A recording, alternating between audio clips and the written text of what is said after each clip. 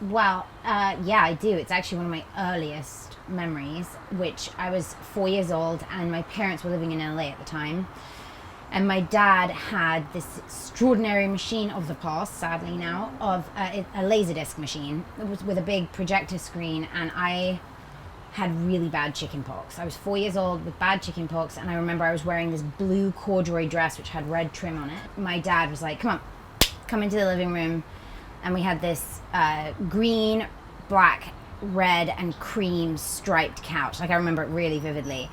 And he put on a Laserdisc of Jean Cocteau's La Belle et la Bête. I forgot I had chicken pox, so that was the first introduction for me that I really vividly remember of films kind of being more than just watching a movie. The fact that they could actually transport you somewhere that you could forget about the shitty things that were going on in your life, right? I really fell in love with The Beast too, which made things difficult as I got older.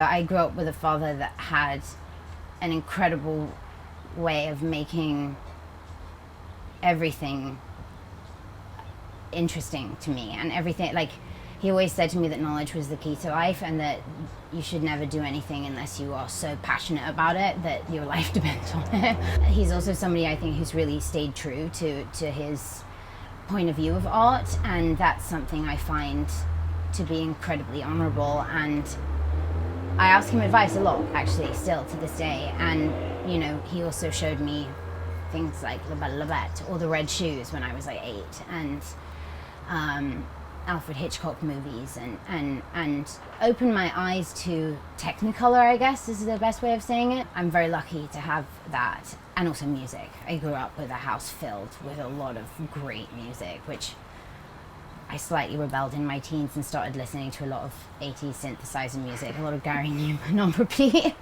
And then my mum, who is one of the most profound listeners I've ever met.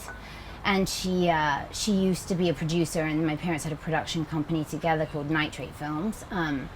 But she's now actually a therapist. And that transition as her daughter has been one that has been incredible, because I've seen my mum really find her calling card. I definitely used to, when they would return home from jobs, make them watch hours of a one-woman play that I put on. I really like to let a character get under my skin.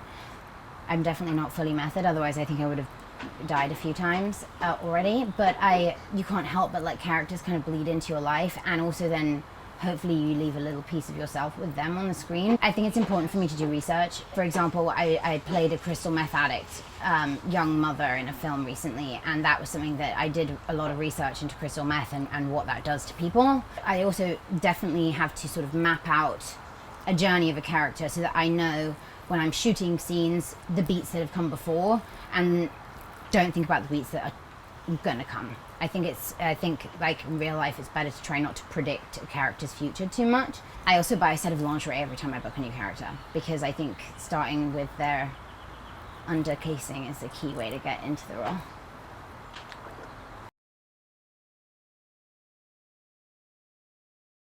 It was an interesting one. I just wrapped playing this character that I'm so grateful has come into my life, called Keely Jones on Ted Lasso. And I literally had 48 hours to transition from playing Keely, who is has one of the biggest hearts I've ever been lucky enough to play with on camera. Very different universe to where Shelley comes from. So I was like, okay, I've really got to think about how I'm going to switch, And I stopped over in Atlanta at the airport and went to the smoking lounge. Keely was left there, and Shelley definitely came out. The environment was very safe for the places we had to go to, and nurturing, because there was a lot of hard stuff to shoot. I'm really grateful to Justin that role came into my life, because he reached out to me personally for it. I loved playing her, and I learned a lot playing her.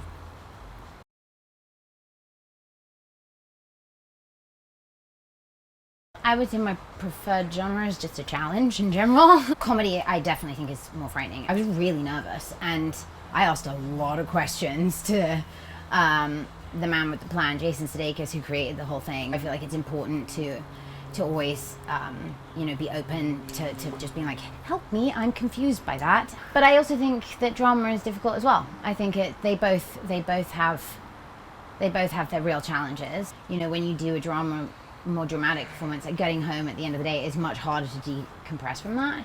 Whereas comedy in the moment, I feel, is scarier because of the timing that's involved with it. It takes a genius to understand proper comic timing, and I'm not going to take credit for that because I had a lot of help with that every time I've done comedy. I think every job should be challenging, otherwise it's time to switch careers.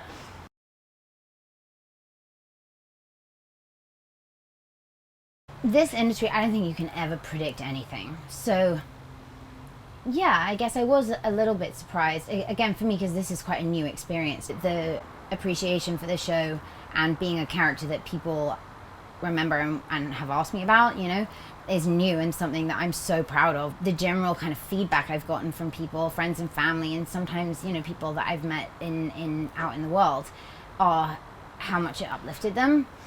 And I think that the big contributing factor of why Ted Lasso has kind of landed the way it has is that it is a reminder of what kindness means in the world, and forgiveness, and empathy, and to not judge, not predict who somebody is until you get to know them.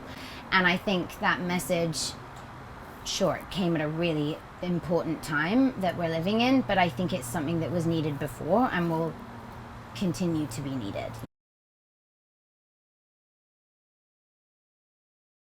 I'm about to start a new project here that I'm shooting in Los Angeles, where I'm getting to film at Paramount Studios, which is something I have always dreamt of actually shooting where some of my favorite films were actually made on a proper old Hollywood lot.